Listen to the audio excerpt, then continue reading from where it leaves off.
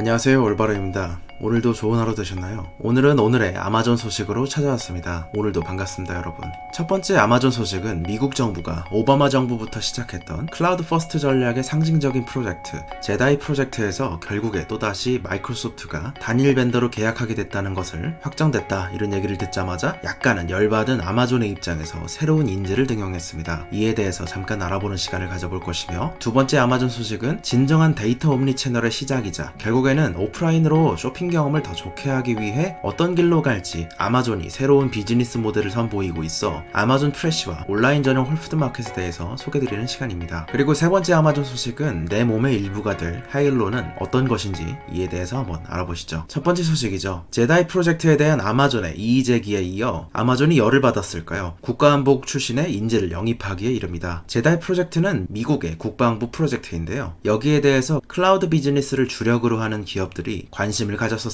아마존, 구글, 마이크로소프트, 오라클, IBM, 히타치 등이 관심을 가졌었죠. 그런데 사실 초창기부터 이 제다이 프로젝트는 얘기가 많았습니다. 아마존의 웹 서비스 AWS를 위한 선물성 프로젝트가 아니냐, 이런 얘기들이 무척 많았었죠. 이에 대해서 오라클과 IBM은 정식적으로 이 제다이와 아마존의 스캔들을 조사해달라며 2018년 10월 공화당 하원 의원인 스티브 워맥과 팀 콜에게 조사를 요청하기도 했습니다. 단일 벤더 10년 독점 100억 달러짜리의 엄청난 규모의 프로젝트이기 때문에, 그리고 클라우드 프로젝트로서 이것이 약간의 상징이자 훈장이기 때문에 이 계약 자체의 구성을 문제 삼을 수도 있지만, 오늘은 조금 더 제다이 프로젝트에 대한 아마존을 둘러싼 얘기에 대해서 조금 더 짚어보고자 합니다. 오라클은 사실상 아마존이 제다이 프로젝트를 따내도록 하기 위해 국방부와 관련 관리, 국방장관부터 차관까지 모두 연관되어 있다는 사실을 리스트로 모아 언급하면서 모두가 제다이는 아마존을 위한 것임을 알 정도입니다. 베조스는 트럼프보다 워싱턴에서 더 많은 파워를 갖게 될 것이란 논조로 얘기하기도 했었죠. 여기엔 자세히 들어보시면 아시겠지만 정말 많은 인사들이 국방부와 아마존을 오가며 의사결정 과정에 참여하고 로비한 정황들이 굉장히 많습니다. 로비스트인 셀리 도넬리, 전 국방장관인 매티스까지. 아마존과 국방부 사이에 모종의 관계가 오랫동안 형성되었다고 의심하기 매우 꽤 정확하고 디테일한 부분들이 많았죠. 특히 기술적인 조항에 있어서 입찰자가 이미 연간 20억 달러 이상의 상업용 클라우드 수익을 창출해야 한다라고 언급되면서 다소 AWS를 위한 구체적인 조항이 아니냐, 이런 식으로 언급되기도 했었고, 데이터 센터 사이의 거리와 32GB 램 조항 등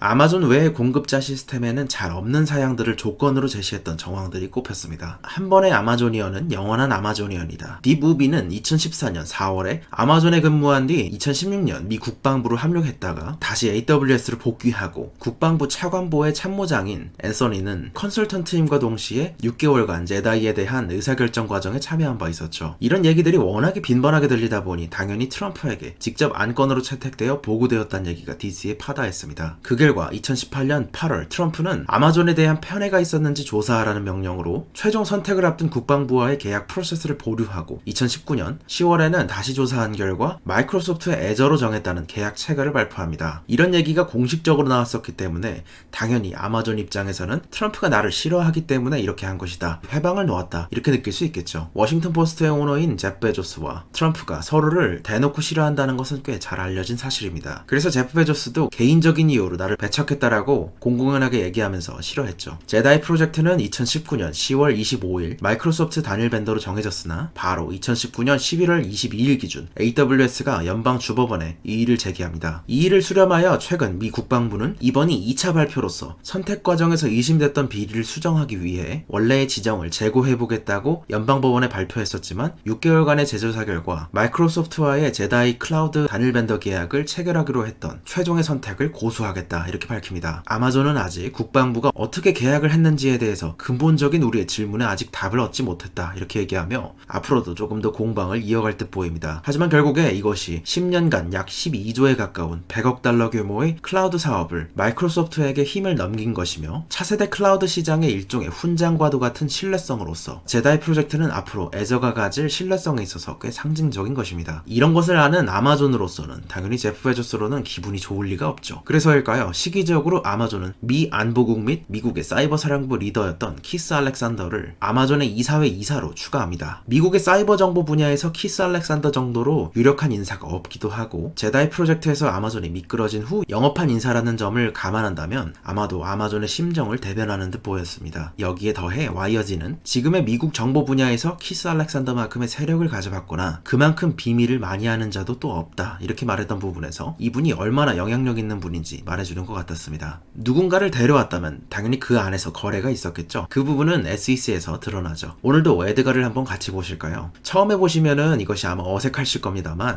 계속 보다 보면 생각보다 간단합니다. 정해진 폼이기 때문에 이것도 이제 인사이더 거래이기 때문에 SEC 폼 4죠. 아래의 표를 확대해서 보여드릴까 합니다. 거래일자는 2020년 9월 9일이고 수여받은 주식은 288주입니다. 가격은 0달러로 당연히 이제 차후에 1:1 보통주 전환이 가능한 조건으로 수여받았고요. 행사 날짜는 2021년 11월 15일부터 시작되는데요. 만료일은 2023년 11월 15일에 완성됩니다. 여기에 아래 조건부로 붙은 것을 보자면 보고인이 발행인의 이사로서 계속 근무하는 것을 조건으로 한마디로 키스 알렉산더가 제프 베조스의 이사에 계속 근무하는 것을 조건으로 2021년 11월 15일에 귀속되고 2022년 11월 15일에 귀속되며 2023년에는 288주의 수여가 완료되죠. 몇 주를 수여받는지 알게 된 이상 개인적으로는 가장 궁금한 게 금액이겠죠. 지금의 가치로 여러분들이 구해보실 수도 있지만 얼마를 받았는가에 대해서 지금의 가치로 한번 계산해 본다면 시가를 적용한다면 약 30만 달러 3억 5천만 원 정도 1년에 3억 5천만 원 정도의 수준의 금액을 받을 예정입니다. 3년치를 계산해 본다면 약 10억 이상을 받는 것이죠. 물론 아마존의 주가가 더 올라갈 것임을 감안한다면 이것도 같이 올라갈 것입니다. 두 번째 소식은 아마존의 진정한 옴니채널의 시작입니다. 아마존이 중요시하는 것이 데이터 옴니채널, 경험의 통합에 가까운 것 같습니다. 경험을 통합하려면 온라인에서도 그렇고 오프라인에서도 그렇고 나의 소비 활동에 대한 정보가 좀 더 누적되어야겠죠. 이런 아마존의 목표 자체가 소비자의 만족도를 높이는 것과 연관이 있는 부분도 일맥상통하는 부분이죠. 아마존의 홀푸드는 온라인 전용 매장을 열었습니다. 이렇게 생겼는데요. 뉴욕의 브루클린에 위치한 여기의 스토어는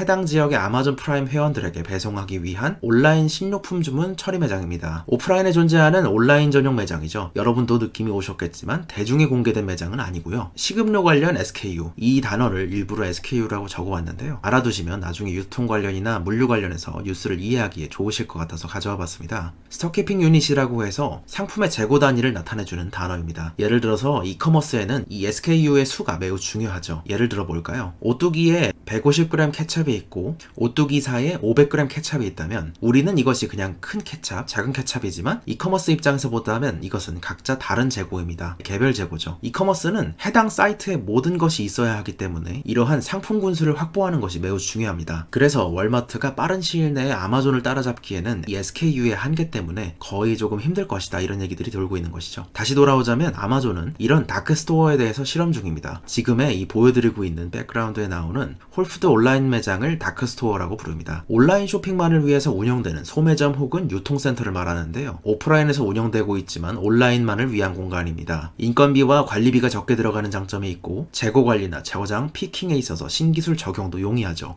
특히 미국 같은 큰 국가라면 콜드체인 물류 관리 측면에서 유리합니다. 콜드체인도 설명을 드릴게요. 요즘에 제 영상들을 어려워하시는 분들이 많아서 조금 더 여러분들이 듣기 편하시도록 조절을 하고 있습니다. 콜드체인은 이런 식으로 창고에서 냉장 탑차를 통해서 샵으로 가겠죠. 샵으로 갔다가 이 샵에서 박스에 포장되어서 다시 트럭을 통해서 최종 소비자에게 향할 겁니다. 이렇게 창고에서 최종 소비자에 가기까지, 심지어는 예를 들어서 하우스에서 딸기를 판다 그러면 그 딸기를 이 웨어하우스에서 가져오는 그 모든 과정까지를 콜드체인이라고 합니다. 냉장 냉동이 옮겨 다니는 그 모든 이제 프로세스를 뜻하는 것인데요. 신선 제품에 대한 수요와 식료품까지의 이커머스 확장이 매우 중요해짐에 따라 콜드체인은 어렵지만 당연한 역량이 되어가고 있습니다. 그리고 이어서 홀푸드와는 달리 홀푸드도 오프라인 매장이지만 아마존은 여기에 더해 새로운 방식으로 식료품 매장을 열고 있습니다. 한때 홀푸드를 인수해놓고 프레쉬를 만듦으로써 오프라인 식료품 매장이 2개가 되는 것이냐는 얘기가 있었는데요. 이는 사실 카테고리는 같지만 구조는 제가 보기에는 조금 다른 것 같습니다. 고객이 매장에서 쇼핑하거나 온라인에서 쇼핑하거나 같은 쇼핑 경험을 제공하기 위해서 새롭게 디자인된 형태의 식료품점이 아마존 프레스라고 볼 수 있죠. 여기에 주로 경쟁 역량이 되는 기술은 줄이 없어도 되는 아마존 대시카트와 쇼핑 목록을 관리하고 쇼핑 경로를 최적화할 수 있도록 도와주는 알렉사가 꼽힙니다.